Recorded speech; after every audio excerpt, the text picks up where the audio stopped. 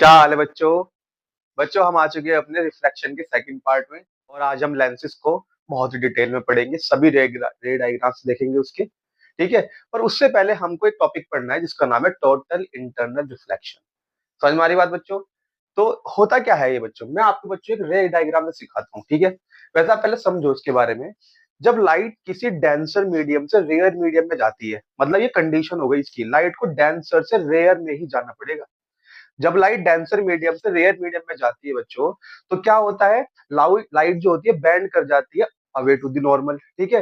और वो अवे करते करते इतना अवे हो जाए कि वापस उसी मीडियम में लौट आई जिस मीडियम में जो आई थी वो। ठीक है। तब बच्चों इस फिनोमिनन को हम टोटल इंटरनल रिफ्लेक्शन बोलते हैं। ठीक है। कैसे, रे डायग्राम से समझेंगे बच्चों। अब मान लो बच्चों ये कोई डेंसर मीडियम है हमारा, इसको वाटर मान सकते हो। ठीक है। और ये हमारा रेयर मीडियम है, इसको हम एयर कंसिडर कर लेते हैं। ठीक है। अब क्या होगा बच्चों कि जब लाइट इंसिडेंट होगी सरफेस पर, ये हमारा नॉर्मल हो गया, ये एंगल ऑफ इंसिडेंट। तो लाइट को जाना तो इस पाथ पे था। जब लाइट डेंसर से रेयर मीडियम में जाती है बच्चों, तो लाइट बैंड करती है। कैसे बैंड होती है, लाइट की ना स्पीड बढ़ जाती है, और स्पीड बढ़ते light away to the normal भागेगी। समझ में आ रही बात यहां तक? तो अब आप देखोगे जो रिफ्रैक्शन वाला एंगल है ये इंसिडेंट एंगल से बड़ा है। हाँ बिल्कुल, ऑफकोर्स सी बात है। तो और क्या होगा बच्चों, अगर मैं इस एंगल को थोड़ा सा इंक्रीज कर दूं, मान लिया मैं आई एंगल को, इंसिडेंट एंगल थोड़ा सा बढ़ा दूं, तो क्या होगा, ये और ज्यादा बैंड हो जाएगी, और ज्यादा हो जाएगी सरफेस की तरह। यानी कि जो बाउंड्री है दोनों को, जो दोनों मीडियम को सेपरेट करने वाली बाउंड्री है, उसके थोड़ा सा नियर करीब पहुंच रही है उसके। ठीक है। तो एक पॉइंट ऐसा भी आएगा बच्चों, नंबर 3, कि एंगल ऑफ इंसिडेंट को मैं बढ़ाता बढ़ाता इतना बढ़ा दूं इस तरह से कि लाइट बिल्कुल पैरेलल हो जाए इस सरफेस के, जो दोनों मीडियम को सेपरेट कर रही है। इस वक्त एंगल ऑफ रिफ्रैक्शन बच्चों 90 डिग्री बनने लगेगा। और इस पॉइंट पे इंसिडेंट एंगल को बच्चों एक नए नाम से बुलाते हैं, क्रिटिकल एंगल। ठीक है। क्रिटिकल का क्या मतलब है बच्चों? क्रिटिकल एंगल का मतलब है कि अगर अब आपने इस पॉइंट से हल्का सा भी इंसिडेंट एंगल को बढ़ा दिया, तो एंगल ऑफ रिफ्लेक्शन, जो रिफ्लेक्शन है वो 90 डिग्री से बड़ा हो जाएगा। मींस लाइट जिस मीडियम से आई थी, मैं हल्का सा बढ़ाऊं उसको, तो ये भी हल्का सा बढ़ जाएगा, और लाइट जिस मीडियम से आई थी उसी मीडियम में वापस चली जाएगी। मतलब रिफ्रैक्शन होते होते रिफ्लेक्शन हो जाएगा। समझ में आ रही बात बच्चों? तो इस वाले फिनोमिनन को बच्चों बोलते हैं टोटल इंटरनल रिफ्लेक्शन। देखो मैं फोर्थ डायग्राम में समझाता हूँ आपको।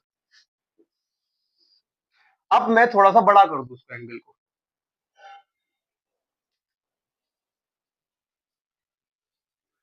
अब जो एंगल ऑफ इंसिडेंट है ये ग्रेटर देन है क्रिटिकल एंगल की, मतलब जिस वैल्यू पर ये 90 डिग्री हो गया था, अब मैं उससे थोड़ा सा बड़ा एंगल लिया है, तो लाइट अब इस मीडियम से अंदर नहीं घुसेगी रेयर मीडियम के, अब ये वापस आ जाएगी उसी मीडियम में। एंगल आई, और ये को एंगल आर है ना, ये ग्रेटर देन हो चुका है 90 डिग्री के। तो बच्चों लाइट क्या कर चुकी, टोटली बाउंस बैक कर चुकी सेम मीडियम में, डेंसर मीडियम में वापस आ चुकी। इस फिनोमिनन को बच्चों बोलते हैं टोटल इंटरनल रिफ्लेक्शन। समझ वाली बात यहां तक? कंडीशन देख लो बच्चों, बहुत इंपॉर्टेंट कंडीशन है बच्चों, लाइट को डेंसर से रेयर में जाना पड़ेगा। डेंसर मीडियम से रेयर मीडियम, ये कंडीशन हो गई इसकी। समझ में आ रही बात यहां तक? अब अगली बात, यहां पर बच्चों दो मोस्ट इंपोर्टेंट पॉइंट्स के बारे में हमें जानना चाहिए। ठीक है। सबसे पहला बच्चों क्या, क्रिटिकल एंगल। अगर आपसे कोई क्रिटिकल एंगल की डेफिनेशन पूछ ले या बोर्ड एग्जाम में पूछा, क्या लिखोगे? तो आप लिखेंगे बच्चों, critical angle is the value of the incident angle. Incident angle तो है ये। ठीक है। एक स्पेसिफिक वैल्यू पर मैंने इस इंसिडेंट एंगल को क्रिटिकल एंगल बोला है, बस इसका नाम बदल दिया है ये असल में इंसिडेंट एंगल ही। ठीक है।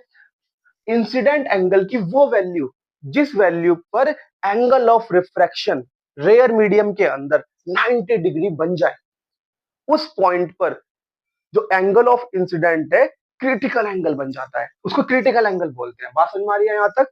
ठीक है। दूसरा पॉइंट हमें जानना, आपसे कोई पूछे टोटल इंटरनल रिफ्लेक्शन की डेफिनेशन बताओ भाई क्या है, क्या लिखोगे आप? तो आप लिखेंगे बच्चों यहाँ पर when the incident angle is greater than the critical angle, when incident angle in the denser medium is greater than the critical angle, critical angle से बड़ा हो जाए इंसिडेंट एंगल, उस टाइम पर जो एंगल ऑफ रिफ्लेक्शन है वो 90 से बड़ा हो जाएगा और लाइट रेयर मीडियम में अंदर नहीं घुस पाएगी, लाइट टोटली बाउंस बैक कर जाएगी सेम मीडियम में, रेयर मीडियम में वापस आ जाएगी। इस फिनोमिनन को बच्चों टोटल इंटरनल रिफ्लेक्शन बोलते हैं। समझ में आ रही बात? छोटा सा टॉपिक है बच्चों, ये समझ में आ गया होगा, इसको नोट कर लो। तो बच्चों ये हमारा डायग्राम है, मैंने दिखा रखा है क्रिटिकल एंगल, डेंसर मीडियम से लाइट आ रही थी तो हमने एक इतना बढ़ा दिया इंसिडेंट एंगल को कि एक स्पेसिफिक वैल्यू पर जो एंगल ऑफ रिफ्लेक्शन है हमारा वो 90 डिग्री बनने लगा, बिल्कुल पैरेलल हो गई रे, ना उस मीडियम में ना इस मीडियम में, बिल्कुल पैरेलल जा रही है। ठीक है, उस पॉइंट पर एंगल ऑफ इंसिडेंट को क्रिटिकल एंगल बोलते हैं। इतनी बात क्लियर होगी? अब बच्चों एक काम करते हैं, यहाँ पर स्नेल्स लॉ लगा कर देखते हैं क्या होता है।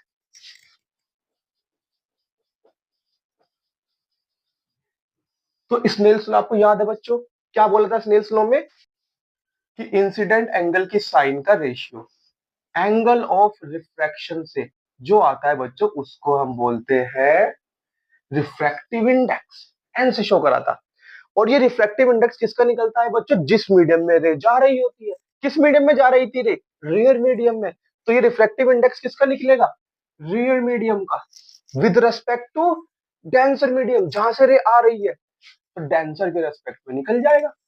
ठीक है, सारी वैल्यूज को पुट करेंगे। आई अभी कितना बन रहा है बच्चों? सी। तो आई की वैल्यू को सी से शो करेंगे, क्रिटिकल एंगल की बात कर रहे हैं। ठीक है, एंगल ऑफ रिफ्रैक्शन कितना है बच्चों यहाँ पे? 90 डिग्री, तो साइन 90 रख देंगे यहाँ पर। ठीक, और refractive index of rare medium with respect to denser medium, sine 90 की वैल्यू कितनी होती है बच्चों? पढ़ा होगा आपने ट्रिग्नोमेट्री में, साइन 90 की वैल्यू होती है 1। ठीक है, तो साइन सी इक्वल टू हो जाएगा refractive index of rare medium with respect to denser medium. तो बच्चों आपको किसी भी मीडियम का अगर क्रिटिकल एंगल पता हो तो आप रिफ्रैक्टिव इंडेक्स निकाल सकते हो उससे रेयर मीडियम का। समझ में आ रही बात? आप डेंसर का भी निकाल सकते हो उससे। कैसे निकालेंगे जी डेंसर का, हमें बताइए। तो यहां तक देखो बच्चों, sine C upon sine 90 equal to, मैं इसको ऐसे भी तो लिख सकता हूँ, refractive index of rare medium with respect to denser medium. याद आया कुछ? जिसके रेस्पेक्ट में निकालते हैं उसका रिफ्रैक्टिव इंडेक्स अपॉन में डिवाइड में रखते हैं। समझ में आ रही बात? अगर मैं दोनों को रेसिप्रोकल कर दूं, sine 90 upon sine C equal to हो जाएगा refractive index of denser medium with respect to rare medium. पलट गई बात, साइन 90 की वैल्यू कितनी होगी? 1, तो यहाँ पे आ जाएगा 1 upon sine C equal to refractive index of denser medium with respect to rare medium. ये बन गया बच्चों हमारा फॉर्मूला। अगर आपको डेंसर मीडियम का एंगल ऑफ क्रिटिकल एंगल पता है, एंगल ऑफ इंसिडेंट पता है, जिस पर जो आपकी लाइट की रे है वो रिफ्लेक्टेड हो जाती है 90 डिग्री के एंगल पर, तो आप दोनों मीडियम का रिफ्रैक्टिव इंडेक्स निकाल सकते हो। रेयर मीडियम का यहां से निकाल सकते हो डेंसर के रेस्पेक्ट में, और डेंसर का यहां से निकाल सकते हो रेयर के मीडियम के, एक दूसरे के रेस्पेक्ट में ही बात करेंगे। समझ में आ रही है? यहाँ कोई एब्सोल्यूट की बात नहीं हो रही है। ठीक है, एब्सोल्यूट तो ये वाले हैं जब इनको सेपरेट कर दिया, जब इनको कंबाइन लिखेंगे तो रेस्पेक्ट की बात होगी। ठीक है, बात यहां तक। डिफेक्टिव इंडेक्स क्या करता है? दो मीडियम को कंपेयर करता है in terms of optical density. समझ में आ रही बात यहां तक? इसको भी नोट कर लो। तो बच्चों टोटल इंटरनल जो रिफ्लेक्शन है, इस फिनोमिनन का यूज कहां करते हैं? तो बच्चों आपने एक चीज सुनी होगी, फाइबर ऑप्टिक्स।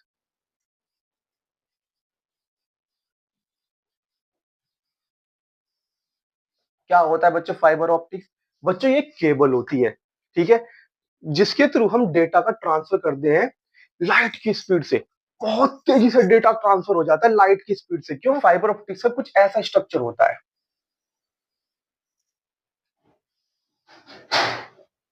अगर इसका मैं क्रॉस सेक्शन दिखाऊं बच्चों, तो क्रॉस सेक्शन कुछ ऐसा बनेगा इसका।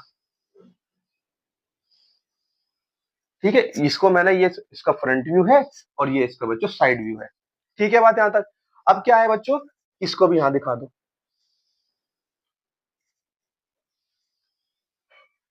अब हमारे पास ना यहाँ पर गिलास की लेयर्स होती हैं। एक तो होता है बच्चों बीच में डेंसर मीडियम, और ऊपर की तरफ ये होता है रेयर मीडियम। मतलब यहाँ देखो आप, बीच में जो गिलास की जो लेयर है ना बीच वाली, इसको बोलते हैं, गिलास या फाइबर की बनाते हैं बच्चों इसको। ठीक है, गिलास तो ऐसे बैंड नहीं होता, वायर बनानी है इसको, फाइबर की बनाते हैं। ठीक है, फाइबर भी ट्रांसपेरेंट मीडियम होता है। जो आप स्पेक्टिकल्स पहनते हो ना, जो ग्लासेस पहनते हो, वे भी फाइबर के बन रहे हैं आजकल। ठीक है, तो बीच का हो गया बच्चों ये डेंसर मीडियम, और बाहर ये होता है रेयर मीडियम। अब हमको ट्रांसमिशन करना है डेटा का, एक पॉइंट से दूसरे पॉइंट तक। ठीक है, और बहुत तेजी स्पीड से करना है। तो हम क्या करेंगे, इसी फिनोमिनन का यूज करते हैं इस वायर में। हम ना बिल्कुल जो हमारा डेंसर मीडियम है, इसका क्रिटिकल एंगल एक्सपेरिमेंट से निकाला होता है हमने। ठीक है, तो हम ना लाइट को इसी क्रिटिकल एंगल पर, ऐसे क्रिटिकल एंगल निकाला हुआ है, उससे थोड़ा सा ज्यादा पे भेजेंगे। ठीक है, यहाँ पर जो इंसिडेंट एंगल है वो ग्रेटर देन है क्रिटिकल एंगल के। तब लाइट क्या होगा, डेंसर से रेयर में जा रही है, तब लाइट क्या करेगी, तो बाउंस बैक हो जाएगी डेंसर मीडियम में। ऐसे ही बच्चों यहाँ पर भी होगा, और लाइट ऐसे ट्रेवल करना शुरू कर देगी, और हमारा डेटा का ट्रांसफर एक पॉइंट से दूसरे पॉइंट पर हो जाएगा। बहुत ही तेज स्पीड से होगा, लाइट की स्पीड से होगा। समझ में आ रही बात यहां तक। इसलिए आजकल बच्चों इंटरनेट की स्पीड इतनी तेज हो चुकी है। ठीक है, 100 Mbps, 300 Mbps, 1000 Mbps तक की स्पीड बच्चों आप एक्सपीरियंस कर पाते हो आज के टाइम में। 5G आ गया है, ये सब कैसे पॉसिबल हो पाया बच्चों, फाइबर ऑप्टिक्स से। समझ में आ रही बात यहां तक। अब बच्चों हम इसको तो आपने ठीक है पढ़ लिया, अब बात करते हैं बच्चों लेंस।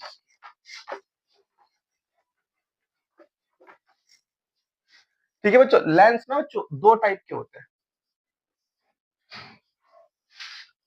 एक होता है बच्चों कॉन्वेक्स लेंस, एक होता है बच्चों कॉनकेव लेंस। ये तो सबको पता है, कुछ नया बताओ जी। ठीक है, हम नया बताते हैं आपको। देखो शेप, शेप तो जानते ही होंगे आप। शेप बच्चों कुछ ऐसी होती है, ये एजिस पर से तो थिन होता है, और मिडल से बच्चों थिक होता है, मोटा होता है बीच में से। ठीक है, कॉन्वेक्स की कुछ, सॉरी कॉनकेव की कुछ ऐसी होती है, ये एजिस पर से थिक होता है, ठीक है, और मिडल से थिन होता है। अच्छा बच्चों, सबसे पहले कॉन्वेक्स के बारे में देखते हैं। ठीक है बच्चों, कॉन्वेक्स लेंस कुछ ऐसा होता है, बड़ी गंदी ड्राइंग है मेरी। ठीक है, ये एजिस पर से तो होता है बच्चों थिन, और मिडल में से होता है थिक, बीच में से मोटा होता है, और एजिस पर से पतला होता है। ठीक है, इसके बाद अगर लेंस को मैं बिल्कुल सेंटर पॉइंट देखूं इसका, ये भी बिल्कुल सेंटर पॉइंट से मैं लाइन निकाल दूं,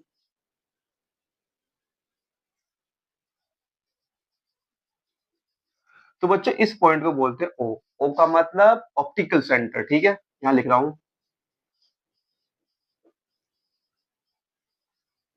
मिरर्स के अंदर होता है पी, सेंटर पॉइंट। जो मिरर होता है हमारा, उसका सेंटर पॉइंट होता है पी, इसको बोलते हैं पोल। तो कंफ्यूज ना होना, मिरर्स के अंदर होता है पोल, और लेंसेज के अंदर होता है ऑप्टिकल सेंटर। ठीक है, अब क्या है बच्चों, यहाँ पर तुम देखोगे अगर मैं ऑब्जेक्ट को इधर रखूं लेफ्ट साइड, तो लाइट की रेट ट्रेवल करेंगी, और सबसे पहले इस सरफेस पे पहुंचेंगी। ठीक है, तो इस सरफेस को मैं बोल दूंगा फर्स्ट सरफेस। और यही सेम बात अगर मैं ऑब्जेक्ट को इधर रखूं, तब लाइट सबसे पहले इस सरफेस पे पहुंचेंगी, तो फिर ये सरफेस बन जाएगी हमारी फर्स्ट सरफेस। फिलहाल तो इस पे पहुंच रही है, तो ये फर्स्ट सरफेस। उसके बाद लाइट रिफ्लेक्ट रिफ्लेक्ट करके दूसरे पे पहुंचेगी, तो ये हो जाएगी हमारी सेकंड सरफेस। इतनी बात क्लियर है। ठीक है, अब बच्चों आप देखोगे ये कर्व है हमारा। ठीक है, और इस कर्व का कोई सेंटर भी होगा, कोई सर्किल होगा जिसके जिससे रिलेटेड ये कर्व है, इस तरीके से। और इस कर्व का, इस पूरे सर्किल का एक सेंटर भी होगा, इसको बोलते हैं बच्चों सेंटर ऑफ कर्वेचर। ये फर्स्ट कर्व है, तो ये फर्स्ट सेंटर ऑफ कर्वेचर। ठीक है, इसी तरीके से ये दूसरा कर्व है, ये भी किसी सर्किल से रिलेटेड होगा। ठीक है, तो इसका भी कोई सेंटर होगा, तो ये centre of curvature second curve का, तो इसलिए C2। फर्स्ट कर्व का centre of curvature right side मिलेगा, सेकंड कर्व का centre of curvature left side में, अपोजिट मिलते हैं। मतलब आप खुद ही देखो, कर्व भी कुछ ऐसा है, ये इधर से बन रहा है सर्किल, इसका सर्किल इधर से बनेगा। ठीक है, दोनों सेंटर ऑफ कर्वेचर को मैं मिला दूंगा, तो ये जो लाइन बनती है इसको बोलते हैं प्रिंसिपल एक्सिस। ठीक है, और इसकी सेंटर लाइन और ये प्रिंसिपल एक्सिस जिस पॉइंट पर अपने आप को इंटरसेक्ट करेंगी उसको बोलेंगे ऑप्टिकल सेंटर। क्लियर होगी बात इतनी? ठीक है। अब आपको देखो एक रूल तो पता ही होगा जो मैंने आपको पिछली वीडियो में ही बताया हुआ है कि अगर किसी सर्किल का सेंटर से सरकमफ्रेंस को मिला देंगे तो बनती है रेडियस। ठीक है।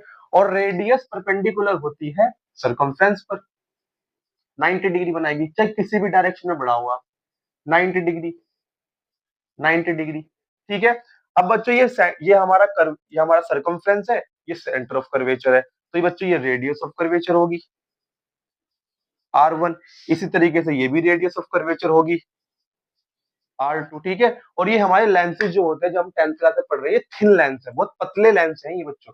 ठीक है। इसी वजह से R1 इक्वल टू हो जाएगा बच्चों R2 के, दोनों कर्व लगभग सेम है। ठीक है। हम तो बिल्कुल सेम पढ़ेंगे, जब न्यूमेरिकल्स करेंगे तो हम दोनों कर्वेचर का जो रेडियस है उसको बिल्कुल एग्जैक्ट इक्वल मानेंगे। क्लियर होगी बात यहाँ तक? ठीक है। अब अगली बात बच्चों, अगर मैं इस सेंटर से इसकी सरकमफ्रेंस को मिला दूं तो बच्चों 90 बनाना चाहेगा ना, बिल्कुल भूलना नहीं इस बात को। ठीक है। और मैं इस वाले सरकमफ्रेंस पर इसके सेंटर से बना दूं तो बच्चों ये भी 90 बनाएगा। ठीक है। चाहे मैं कहीं भी डालूंगा इसके कर्वेचर पे, ये यहाँ भी 90 बनाएगा। ऐसे ही मैं कहीं भी डालूंगा तो ये यहाँ भी 90 बनाएगा। मैं ऐसे डाल दूंगा तो ये यहाँ से भी 90 बनाएगा। इतनी बात क्लियर हो गई क्या? सब समझ में आ रहा है यहाँ तक? ठीक है। आप फिलहाल इसको नोट करो, फिर आपको दूसरा लेंस पढ़ाता हूँ। तो अब बात करते हैं बच्चों कॉनकेव लेंस की। कॉनकेव लेंस की शेप बच्चों कुछ ऐसी होती है, ये एजिस पर से मोटा, ठीक है, थिक होता है, और मिडल से पतला, थिन होता है। ठीक है बात यहाँ तक? सेम टू सेम बच्चों ऑब्जेक्ट, ये मैं इसका प्रिंसिपल एक्सिस बना रहा हूँ। ठीक है। और ये इसका सेंटर हो जाएगा, जिस पॉइंट पर काटेंगे उसको ऑप्टिकल सेंटर बोलेंगे। ये सेम टू सेम बात रहेगी। अब मैं ऑब्जेक्ट को यहाँ पर रखू बच्चों लेफ्ट साइड, तो रेज चलेंगी इधर को, तो ये फर्स्ट सरफेस होगी जिससे रे पहले मिलेंगी या फिर टकराएंगी। ठीक है। उसके बाद कहीं दूसरी सरफेस पे जाएगा, ये होगी हमारी बच्चों सेकंड सरफेस। ठीक है बात? जो ये हमारा कर्व है बच्चों किसी सर्किल से रिलेटेड होगा, तो ये सर्किल का कोई सेंटर भी होगा, तो ये होगा इसका centre of curvature. First surface है तो पहला सेंटर ऑफ कर्वेचर। ये जो हमारी सेकंड सरफेस है ये भी किसी सर्किल से रिलेटेड होगी। ठीक है। तो इसका भी कोई सेंटर होगा, तो ये centre of curvature of second surface. समझ में आ रही बात यहाँ तक? ठीक है। वही सेम बात बच्चों, ये रेडियस ऑफ कर्वेचर, हाँ मतलब थिन है ना, तो ये तीनों पॉइंट ना एक ही जगह पर कंसीडर करते हैं हम। ठीक है। बहुत थिन लेंस है, तो आप ये ना कहना कि आपको सर यहाँ तक लेनी थी। ठीक है। हम तो बस बता रहा हूँ आपको। ठीक है। रेडियस ऑफ कर्वेचर R1, इतना बड़ा नहीं होता ये लेंस, बहुत छोटा होता है। ठीक है। और ये radius of curvature of second surface, और बहुत ज्यादा थिन लाइंस है तो लगभग ये दोनों एक दूसरे के इक्वल होंगी, सेम कर्व है बिल्कुल दोनों। ठीक है बात यहाँ तक? यहाँ पर भी वही फंडा चलेगा, अगर मैं किसी भी पॉइंट पर सेंटर से किसी भी पॉइंट पर लाइन बना दूं या रेडियस बना दूं तो वो 90 डिग्री पर मिलेगी। ऐसे यहाँ पर भी ये भी 90 डिग्री पर बनेगी, किसी भी डायरेक्शन में मिला दूं उसको। ठीक है। समझ में आ गई बात यहाँ तक? इसको नोट करेंगे बच्चों। तो बच्चों अब बात करते हैं कि मैकेनिज्म क्या है, रिफ्रैक्ट कैसे होती है, रेस कैसे बैंड होती है लेंसेज के अंदर। आपको सब यही बताते हैं, बुक्स भी आपको यही बताती है कि लाइट की रे आएगी, पैरेलल आएगी प्रिंसिपल एक्सिस के, रिफ्रैक्ट होकर ऐसे चली जाएगी। दूसरे लेंस के लिए आपको ऐसे बताते हैं कि लाइट की रे आएगी, रिफ्रैक्ट होकर दूर चली जाएगी, और पीछे की तरफ बढ़ाएंगे तो फोकस मिलेगा। यही बताते हैं ना? तो ऐसा होता क्यों है? ये अंदर की तरफ को ही क्यों बैंड हुआ, ये बाहर की तरफ को ही क्यों बैंड हुई लाइट, तो ये मैकेनिज्म हम पूरा सीखेंगे अब। ठीक है। तो सबसे पहले बच्चों हम कॉन्वेक्स लेंस का सीखते हैं।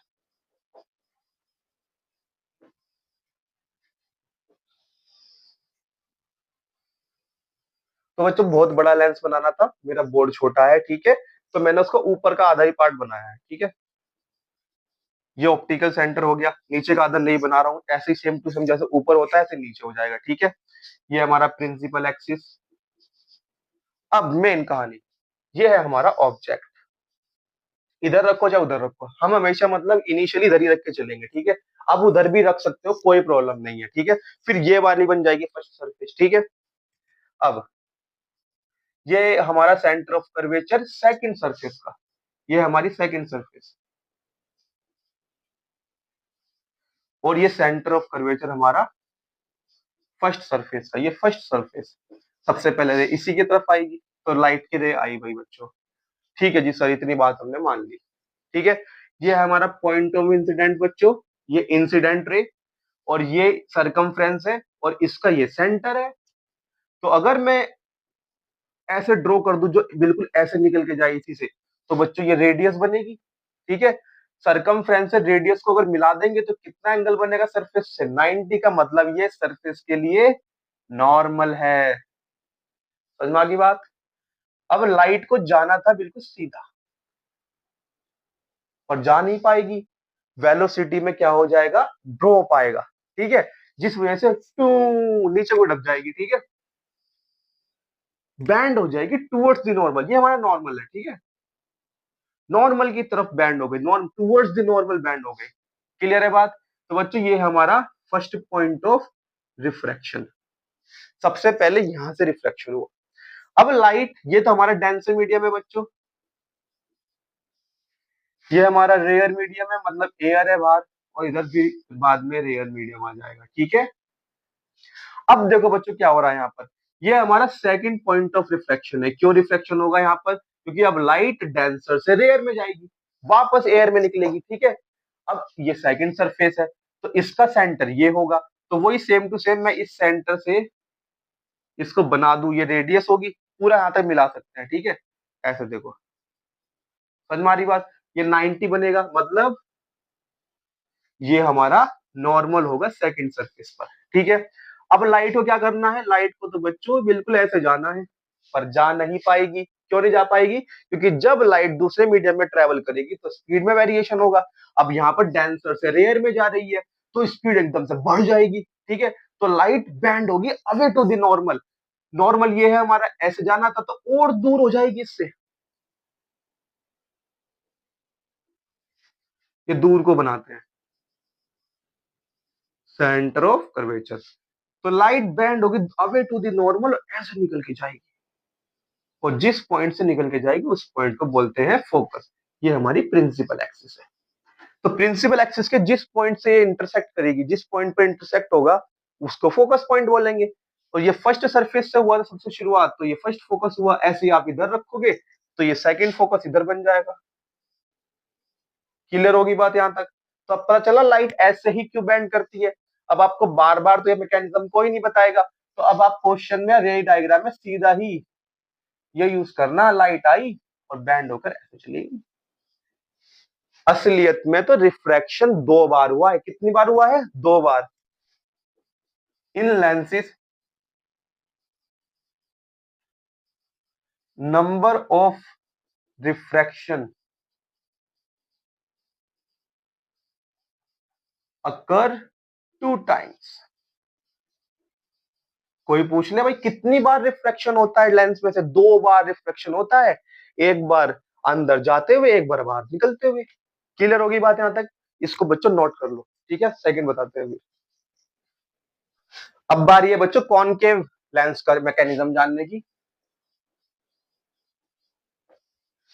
तो बच्चों ये है हमारा कुछ कॉनकेव लेंस।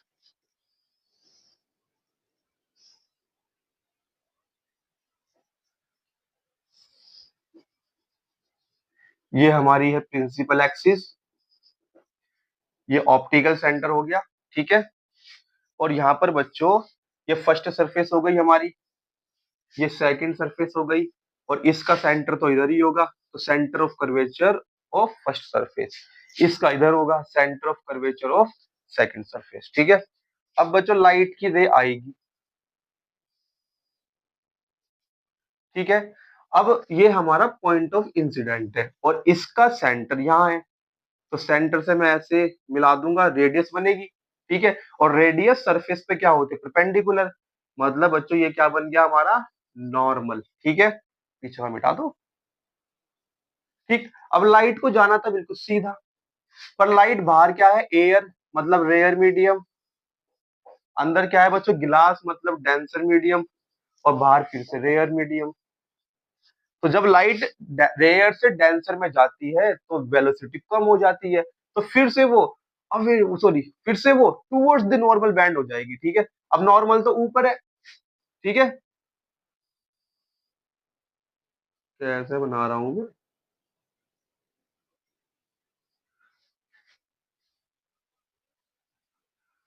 तो बच्चों वो अब टूवर्ड्स द नॉर्मल बैंड होगी। ठीक है,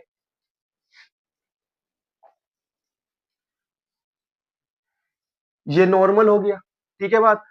अब बच्चों क्या हो रहा है, हमारी लाइट एयर से डेंसर मीडियम में जा रही है, वेलोसिटी ड्रॉप होगी। वेलोसिटी जब ड्रॉप होती है तो लाइट क्या करती है, नॉर्मल की तरफ बैंड हो जाती है, टुवर्ड्स द नॉर्मल बैंड होती है। ठीक है, तो नॉर्मल तो ऊपर है, जाना ऐसे था तो और क्लोज हो जाएगी नॉर्मल के। समझ में आ रही बात यहां तक?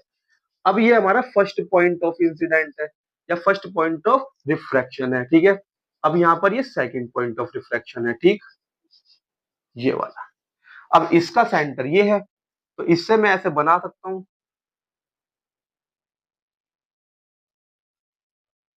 ये क्या हो जाएगा बच्चों, सरफेस पे नॉर्मल, पीछे में हटा दो, 90 डिग्री पे नॉर्मल हो गया। अब लाइट को तो बच्चों ऐसे जाना था, अब लाइट जब डेंसर से रेयर में जाएगी तो वेलोसिटी बढ़ जाएगी। ठीक है, तो नॉर्मल से और दूर हो जाएगी। पहले तो ये ऐसे जाना था और ये नॉर्मल है हमारा, इससे भी और दूर हो जाएगी।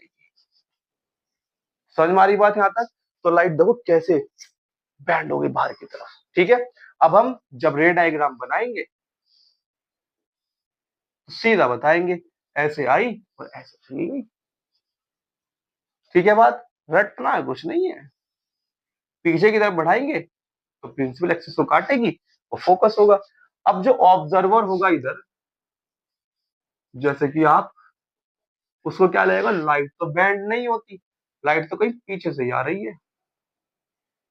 ठीक है, तो ये जब पीछे की तरफ को बढ़ाएंगे तो जिस पॉइंट पे काटेगी उसको बोलेंगे फोकस। ये फर्स्ट फोकस हो जाएगा हमारा फर्स्ट सरफेस से, क्योंकि रिफ्लेक्शन से स्टार्ट हुआ था। इधर बच्चों इसी तरीके से हमारा सेकंड फोकस मिल जाएगा। क्लियर हो गई बात यहां तक? ठीक है, ये तो आपको पता ही होगा, ऑप्टिकल सेंटर से ये होती है बच्चों हमारी फोकल लेंथ। स्मॉल एफ से डिनोट करेंगे। ठीक है, इधर ऐसे ये भी हो जाएगी हमारी focal length, same to same उस वाले के लिए भी यही है। ठीक है,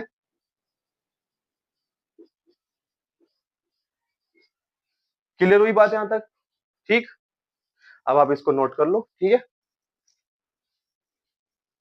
तो बच्चों लेंसेज को अच्छे से समझ के उनका मैकेनिज्म समझ में आ गया आपको। ठीक है, तो बच्चों अब हम पढ़ने हैं हमें रे डायग्राम। ठीक है, तो जैसे हमने मिरर में रे डायग्राम पढ़े थे वैसे ही है, हमें ज्यादा मेहनत तो नहीं करनी। मैंने आपको पूरा मैकेनिज्म तो वहां पे लगभग समझा ही दिया था। ठीक है, बिल्कुल 95% तो मैच करेगा बिल्कुल। ठीक है बात यहाँ तक?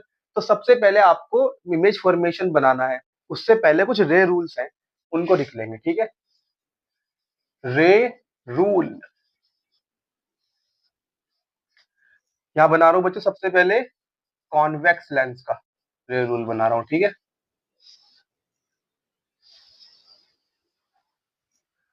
तो पहला रूल, ये centre of curvature 2, focus 2, focus 1, centre of curvature 1। समझ में आ रही बात? इधर लाइट साइड में होता है इसके। तो अब लाइट की रेज जाएगी। ठीक है, और आपको पता है रिफ्लेक्ट होकर कहां से निकलेगी, फोकस से। भी सीखा आपने मैकेनिज्म में। ठीक है, ये फर्स्ट रूल। सेकंड, ये हमारा ऑप्टिकल सेंटर अभी बन गया ऐसे छोटा सा। ठीक है, समझो ये बिल्कुल इक्वल होता है, ऊपर नीचे बिल्कुल इक्वल। ठीक, अब बिल्कुल इसका अपोजिट, ये हमारा फोकस हो गया, second focus, second centre of curvature, first focus, first centre of curvature. अब अगर इसका बिल्कुल अपोजिट, अगर लाइट की रे बच्चों इस तरीके से फोकस से आ रही है तो रिफ्लेक्ट होकर पैरेलल हो जाएगी। समझ में बात को? ऐसे तो ऐसे जाएगी, ऐसे तो इस तरह चली जाएगी। ठीक है, पैरेलल है तो फोकस से जाएगी, फोकस से आ रही है तो पैरेलल हो जाएगी, बिल्कुल इसका अपोजिट। ठीक है, थर्ड,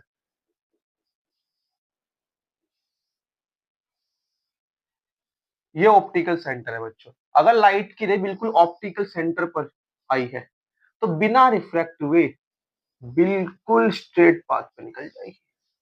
ठीक है बात यहां तक? ये तीन रूल हो गए इसके। ठीक, यही सेम टू सेम ऐसे ही तीन रूल हमारे कॉनकेव के लिए, वैसे नोट करो पहले। ठीक है, मिटा दूं?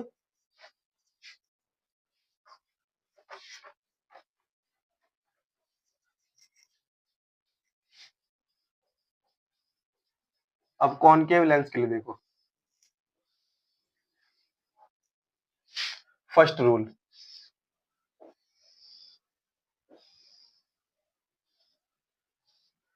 ये इधर हमारा second centre of curvature, second नहीं सॉरी, ये तो फर्स्ट होगा इधर, फर्स्ट फोकस, ये पहली है ना, इसका सेंटर ऑफ कर्वेचर इधर ही होगा, इधर ही है ना सर्किल, ठीक है। तो फर्स्ट साइड, तो फर्स्ट सेंटर ऑफ कर्वेचर और फर्स्ट फोकस, ठीक है। और ये हमारा सेकंड फोकस और ये हमारा सेकंड सेंटर ऑफ कर्वेचर, ठीक है। बात यहाँ तक।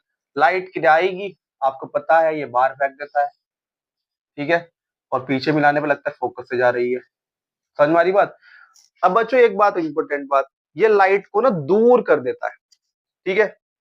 जैसे लाइट किधर आएगी और रिफ्रैक्ट होकर दूर चली जाएगी, ठीक है। बात यहाँ तक। और लेगा ऐसे तो फोकस से आ रही है। क्लियर हुई बात। अब ये लाइट को दूर भगा देता है, ठीक है, डाइवर्ज कर देता है। तो बच्चों इसका एक दूसरा नाम होता है डाइवर्जिंग लेंस।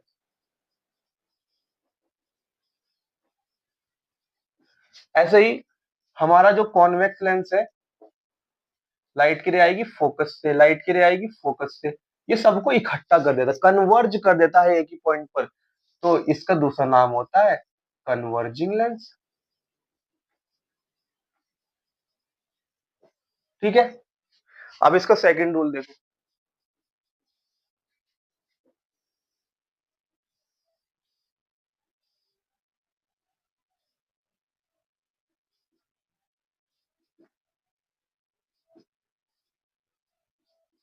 अब लाइट की रे अगर बच्चों इस तरह से आ रही है कि लगेगा जैसे फोकस से जाएगी, पर जाएगी नहीं, वो तो रिफ्लेक्ट हो जाएगी और रिफ्लेक्ट होकर पैरेलल हो जाएगी, ठीक है।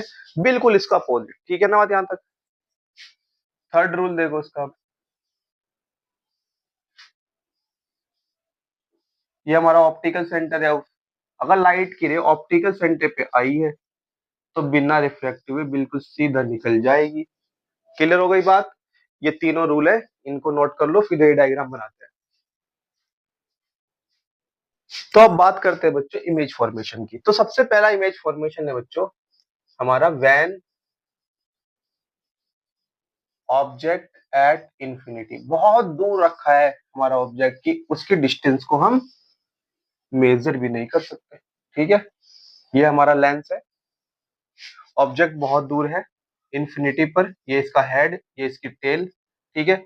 अगर आपको इमेज फॉर्मेशन में कुछ जल्दबाजी लगेगी तो आप उससे पहले मेरा मिरर वाला वीडियो देख सकते हैं, उसमें मैंने बहुत डिटेल में समझाया हुआ है कैसे होगा। अब जिन बच्चों ने वो वीडियो मेरा देखा हुआ है उनको ये इमेज फॉर्मेशन बड़ी आसानी से समझ में आने वाले हैं, ठीक है बात बच्चों। तो यहाँ पर हमारा centre of curvature second, focus second, focus first, centre of curvature first. अब ऑब्जेक्ट जब बहुत दूर है इन्फिनिटी पर तो उससे लाइट की रे पैरेलल आएंगी बिल्कुल प्रिंसिपल एक्सिस के, ठीक है। और हमें पता है फर्स्ट रूल लगा देंगे, अब पैरेलल आएगी तो रिफ्लेक्ट होकर फोकस से, रिफ्लेक्ट होकर फोकस से, तो इमेज का बनेगी फोकस पर। तो कैरेक्टरिस्टिक्स लिखेंगे इमेज की, तो इमेज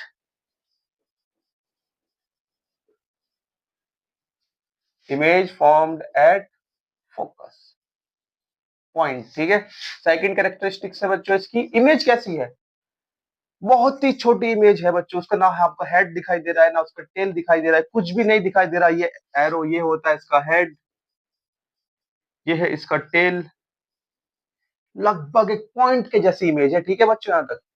तो image is highly diminished.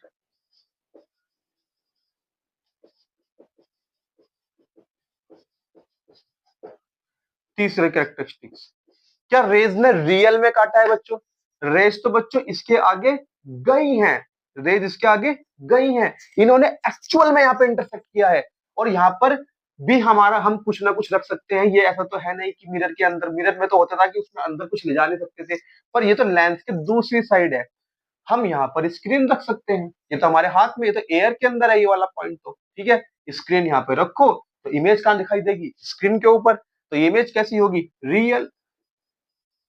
And कैसी होती है रियल इमेज, इन्वर्टेड। समझ मारी बात यहां तक। ये हमारे बच्चों फर्स्ट फॉर्मेशन है, ठीक है। अब हम क्या करेंगे, ऑब्जेक्ट को धीरे से आगे लेके आएंगे, ठीक है, पर रहेगा भी पीछे, सी के पीछे ही, पर इतनी दूर रखेंगे कि हमको वो अब उसकी डिस्टेंस मेजर कर सकते हैं, हम उसकी डिस्टेंस को नाप सकते हैं कितनी दूर रखा हुआ है, ठीक है। तो अब इमेज, वो ऑब्जेक्ट हमारा सी के बियॉन्ड रखा होगा, ठीक है। फिर सी पे लेके आएंगे, फिर सी और एफ के बीच में, फिर फोकस पे, फिर उसके आगे। ये हमारा ऑप्टिकल सेंटर है, फिर फोकस के बाद इन दोनों के बीच में। क्लियर होगी बात। अब वही सेम टू सेम फिनोमिना, जैसे ऑब्जेक्ट आगे चलेगा तो देखेंगे इमेज कैसे मूव करेगी, ठीक है। पहले तो आगे की तरफ चलेगी, पहला आप इसको नोट कर लो, ठीक है।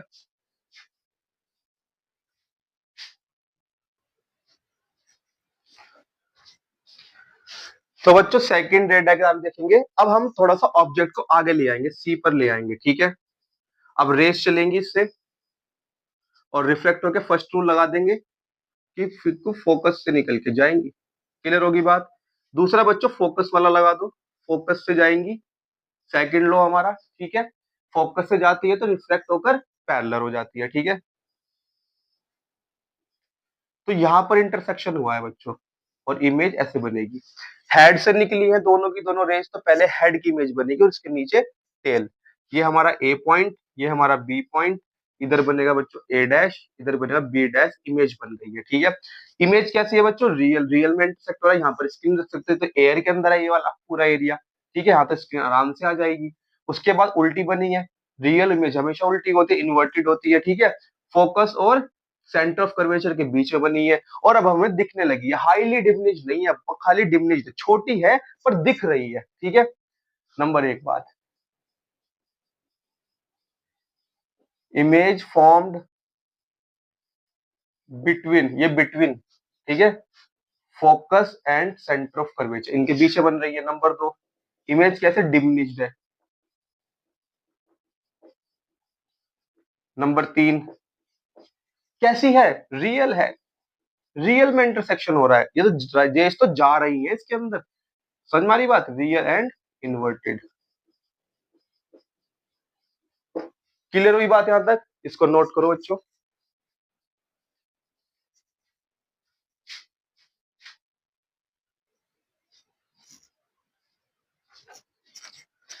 अब बच्चों हमारा थर्ड इमेज फॉर्मेशन। अब हम ऑब्जेक्ट को और थोड़ा आगे ले आए, बिल्कुल सी पर ले आए, ठीक है। तो अब क्या होगा देखो जरा, तो कहां से जाएगी रिफ्लेक्ट होकर, फोकस से निकल के जाएगी, ठीक है। उसके बाद ये निकाल दो यहां से, ये कहां से निकल के जाएगी, रिफ्लेक्ट होकर बिल्कुल पैरेलल हो जाएगी, ठीक है। अब आप देख रहे हो इमेज कहां बन रही है, सी पर ही बन रही है, बिल्कुल सेम मिरर की तरह। जब ऑब्जेक्ट सी पर था तो इमेज भी सी पर बनी थी, ठीक है। तो ये ए डैश और ये हमारा बी डैश।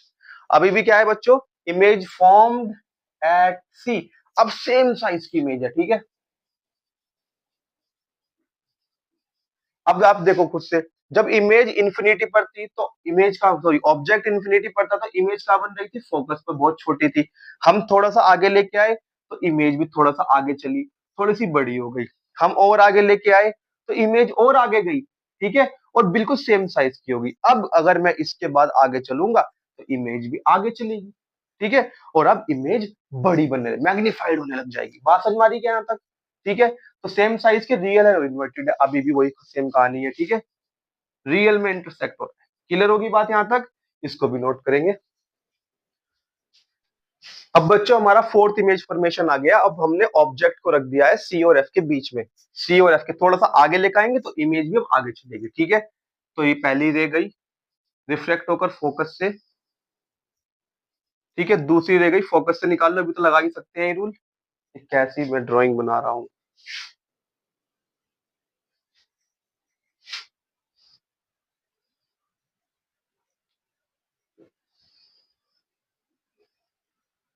और बच्चों ये रिफ्लेक्ट होकर पैरेलल हो जाएगी, ठीक है।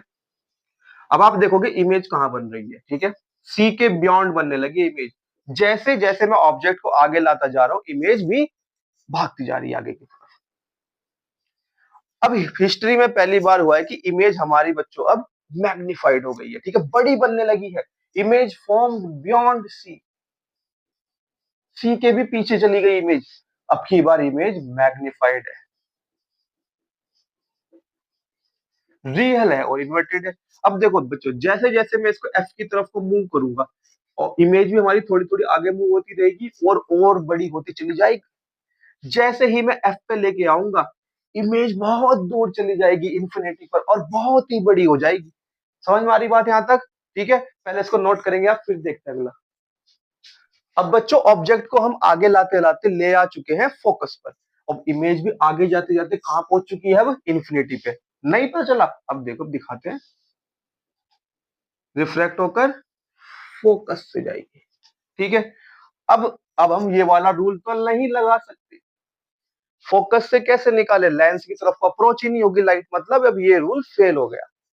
जब तक इसके पीछे थी तब तक फोकस से निकालते तो लेंस की तरफ अप्रोच हो जाता, पर अब तो बिल्कुल फोकस पर आ चुकी। फोकस से निकालेंगे तो बिल्कुल स्ट्रेट चली जाएगी, लेंस की तरफ को जाएगी नहीं, तो कोई इमेज बनेगी नहीं। इस तरह तो ये रूल हमारे काम का नहीं रहा। तो ये तो बचा हुआ है। अब ऑप्टिकल सेंटर हमारे सामने है, ये लगा पाएंगे। तो ऑप्टिकल सेंटर से निकालो तो लाइट बिल्कुल सीधा चली जाएगी बिना रिफ्लेक्ट हुए। ठीक है बात? जब ऑप्टिकल सेंटर से जाती है तो बिना रिफ्लेक्टिव बिल्कुल सीधा निकल जाती है। अब आप देख रहे हो ये कैसी रेज है? Parallel raise. और पैरेलल रेज कहाँ पे काटती है? इन्फिनिटी पे, बहुत दूर काटेंगी। ठीक है, जब बहुत दूर काटेंगी तो हमारा जो एक ही इमेज है वो बहुत नीचे बनेगी आगे, मानी इमेज बहुत बड़ी हो जाएगी। समझ में आ रही बात यहां तक? ठीक है। तो इमेज फॉर्म्ड एट इन्फिनिटी, बहुत दूर बनेगी इमेज जाकर। अब इमेज बहुत बड़ी हो चुकी है, हाईली मैग्निफाइड। जितना मैग्निफाइड हो सकती थी उतना मैग्निफाइड हो चुकी है। मतलब मैग्निफिकेशन सिर्फ हमको इन दो पॉइंट्स के बीच में ही मिला है। सी पर तो सेम साइज की बन रही थी, जैसे हम सी से आगे चले इमेज आगे भागी, बड़ी होने लगी। थोड़ा थोड़ा आगे चलते रहे, थोड़ा थोड़ा पीछे हटती रही, बड़ी होती चली गई। जैसे ही फोकस से पहुंचे तो बहुत दूर चली गई और बहुत बड़ी हो गई, जितना बड़ा हो सकता था इसको। ठीक है, जितनी बड़ी वो हो सकती थी। क्लियर होगी बात यहां तक? ठीक है। हाईली मैग्निफाइड, रियल और इन्वर्टेड। अभी भी रियल में इंटरसेक्शन होगा तो रियल इमेज बनेगी, उल्टी बनेगी, इन्वर्टेड होगी। क्लियर होगी बात? अब इसको नोट करो, लास्ट बनाएंगे। अब बच्चों आगे हम अपने लास्ट इमेज फॉर्मेशन पे। हमने देखा जैसे जैसे हम ऑब्जेक्ट को आगे ला रहे थे इमेज पीछे जा रही थी। फोकस पे लाते ही जितना दूर जा सकती थी उतना दूर चली गई, जितना बड़ी हो सकती थी उतनी मैग्नीफाइड हो गई। अब हम जैसे ही फोकस से आगे लेके आएंगे अब हालात चेंज हो जाएंगे। ठीक है, लगाओ लो लगाओ। पहला तो लग ही जाएगा, पैरेलल गई, रिफ्रैक्ट होकर फोकस से ये चली गई। अब हम ये फोकस वाला नहीं लगा सकते, वो तो पीछे रह गया, पीछे को थोड़ा ना ले जाएंगे रे। ठीक है, हमें तो लेंस की तरफ अप्रोच करना है, तो ये लगाओ ना ऑप्टिकल सेंटर वाला। ऑप्टिकल सेंटर से निकालेंगे तो लाइट बिल्कुल सीधी चली जाएगी बिना रिफ्लेक्ट हुए। ठीक है, अब आप देखोगे ये पैरेलल नहीं रही लाइट सब।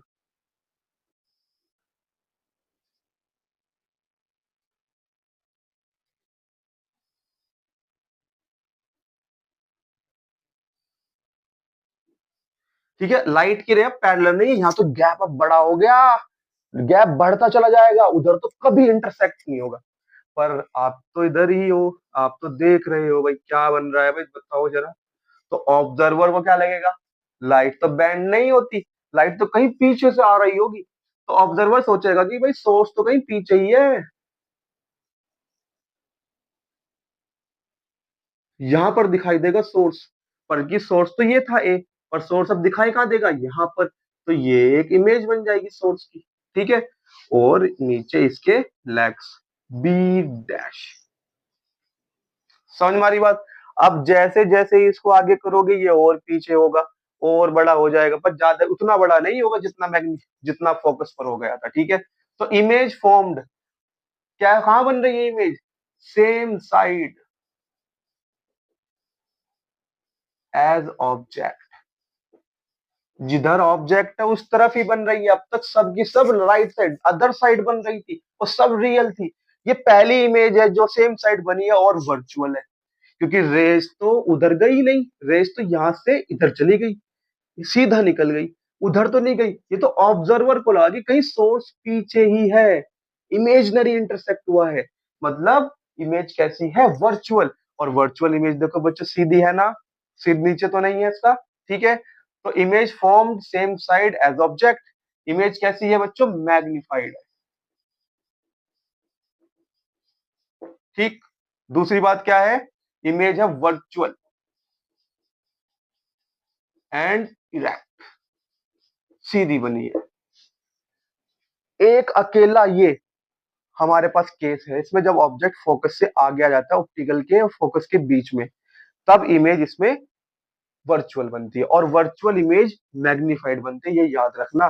कॉन्वेक्स लेंस सब रियल इमेज बनाता है, बस एक ही ये वर्चुअल इमेज बनाएगा, बाकी सब रियल बनेंगी, ये एक ही वर्चुअल बनेंगे एक ही केस में बस, बाकी 5 केस रियल के थे, ठीक है। और वो जो वर्चुअल इमेज बनी है वो मैग्निफाइड बनी है। क्लियर होगी बात यहां तक, इसको नोट कर लो बच्चों। अब बच्चों हम अपने कॉनकेव लेंस की इमेज फॉर्मेशन पढ़ने जा रहे हैं, ठीक है। तो ये मैंने इसके रूल यहाँ लिख दिए हैं, ठीक। सबसे पहला है बच्चों, ऑब्जेक्ट हमारा इन्फिनिटी पर हो, इन्फिनिटी बहुत दूर है हमारा, तो लाइट की रेस कैसे आएंगी, बिल्कुल पैरेलल आएंगी, ठीक है। और जब पैरेलल आती हैं तो रिफ्लेक्ट होकर डाइवर्ज हो जाती हैं, और लगता है ऑब्जर्वर को ऐसे कि सोर्स कहीं फोकस पर है, ठीक है। तो ऐसे डाइवर्ज हो जाएगी, ऑब्जर्वर को लेगा सोर्स फोकस पर है, ऐसे डाइवर्ट हो जाएगी, ऑब्जर्वर को लेगा सोर्स फोकस पर है, तो इमेज भी कहाँ बनेगी, फोकस पर बनेगी। क्या रियल में इंटरसेक्ट होगा, नहीं, रे तो दूर चली गई, ये तो कभी इंटरसेक्ट नहीं करेंगी, तो इमेजिनरी इंटरसेक्ट होगा। ऑब्जर्वर को लगेगा कि कहीं यहाँ है सोर्स, ठीक है। तो इमेज कहाँ बनेगी, फोकस पर। कैसी बनेगी, वर्चुअल, वर्चुअल इंटरसेक्ट कर रही है। और वर्चुअल इमेज कैसी होती है, इरेक्ट, और बहुत ही छोटी इमेज बनेगी, ठीक है बात यहां तक। उसके सिर पैर दिख ही नहीं रहे हमको, ठीक है, बहुत पॉइंट के जैसी इमेज बनेगी। तो नंबर एक बात इधर लिख देते हैं,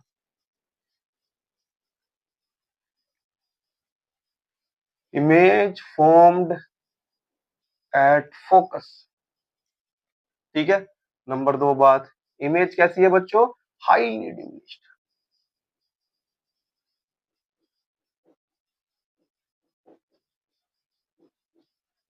नंबर तीन बात, इमेज कैसी बनी है बच्चों, वर्चुअल एंड इरेक्ट। क्लियर हो गई इतनी बात, नोट करो जल्दी। बच्चों अब हम सेकेंड इमेज फॉर्मेशन बनाने जा रहे हैं कॉनकेव लेंस का, ठीक है। बच्चों ये बस आखिरी होगा इसका, देखो इसमें आप कहीं भी रखो, बस फाइनाइट डिस्टेंस होनी चाहिए कि हम उसकी डिस्टेंस को मेजर कर सके।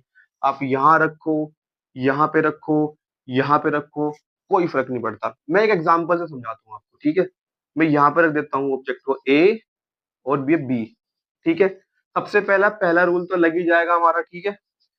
और ये रिफ्लेक्ट हो गई, और ऑब्जर्वर रहेगा सोर्स कहाँ है, फोकस कहीं पीछे है सोर्स, ठीक है।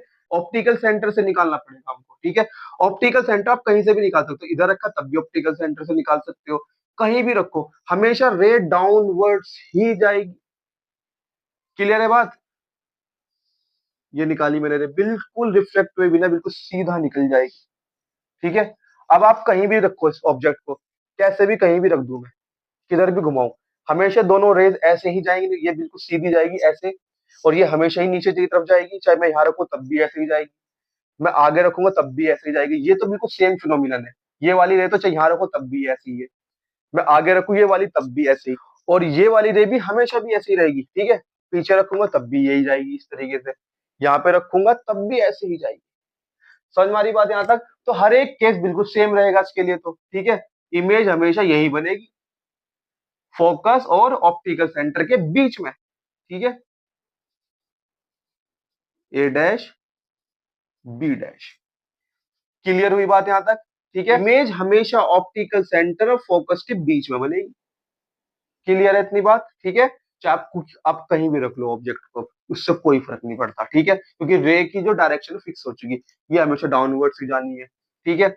ये हमेशा पैरेलल जाकर इस तरह ही जानी है, ठीक है। तो इमेज हमेशा यही बनेगी, और हमेशा छोटी होगी, और हमेशा वर्चुअल होगी, ठीक है। ये रे तो आई नहीं इसके हाथ, यही रह गई है बस यहाँ से, और इन दोनों के बीच में जो इंटरसेक्शन है वो कैसा हुआ है बच्चों, इमेजिनरी। ये रे तो रियल है ही नहीं यहाँ पर, ये वाली रे तो रियल नहीं है, ये तो इमेजिनरी बनाई है हमने पीछे की तरफ को, ठीक है। तो यहाँ पर ये जो रे इमेज बनेगी, ये हमारी होगी वर्चुअल, ठीक है। तो नंबर एक बात, image formed between F and O, optical centre और फोकस के बीच में बनेगी, ठीक है। नंबर दो, इमेज कैसी होगी, डिमिनिश्ड होगी। नंबर तीन, कहा कैसी होगी image, virtual and erect. Clear होगी बात। अब आपने इसके केस देख लिए बच्चों, दोनों लेंसेज के। रियल इमेज सिर्फ कौन बनाता है, कॉन्वेक्स लेंस बनाता है, ये तो बना ही नहीं पा रहा रियल इमेज, ठीक है। कॉन्वेक्स लेंस वर्चुअल भी बनाता है पर वो मैग्नीफाइड बनाता है, ये सिर्फ वर्चुअल बनाता है, दोनों ही केसेस में वो डिमिनिश्ड होती है। समझ में आ रही बात यहाँ तक। कभी क्वेश्चन में जब ऐसे घुमाएगा तो आप हमेशा ध्यान रखना, अगर रियल इमेज की बात हो गई लेंस से तो कॉन्वेक्स का नाम आएगा, अगर वर्चुअल की बात हो गई, वर्चुअल में दोनों का नाम आ सकता है, बट अगर डिमिनिश्ड वर्चुअल की बात हुई तो हमेशा यही आएगा, छोटी वर्चुअल इमेज। बड़ी वर्चुअल इमेज की बात है तो हमेशा कॉन्वेक्स का नाम आएगा। अब इनके बीच में आप डिफरेंस कर सकते हो अच्छे से, समझ में आ रहा है, ठीक है। तो बच्चों ये हमारे सारे रे डायग्राम थे। इससे नेक्स्ट वीडियो में अब हम न्यूमेरिकल अप्रोच लेके चलेंगे, लेंसेज की, रिफ्रैक्टिव इंडेक्स के सारे न्यूमेरिकल्स, ठीक है। अब जितने भी न्यूमेरिकल्स बचे हैं पूरे सेशन में, पूरे चैप्टर में, मैं वो सारे कवर कर दूंगा नेक्स्ट वीडियो में, ठीक है। इसके अगली वीडियो आपकी लास्ट वीडियो होगी और आपको पूरा लाइट का चैप्टर ये खत्म हो जाएगा, ठीक है बात यहाँ तक। इसके बाद बच्चों में आपकी इलेक्ट्रिसिटी शुरू करूंगा। क्लियर है, तो अच्छे से पढ़ते रहें, बेस्ट ऑफ लक।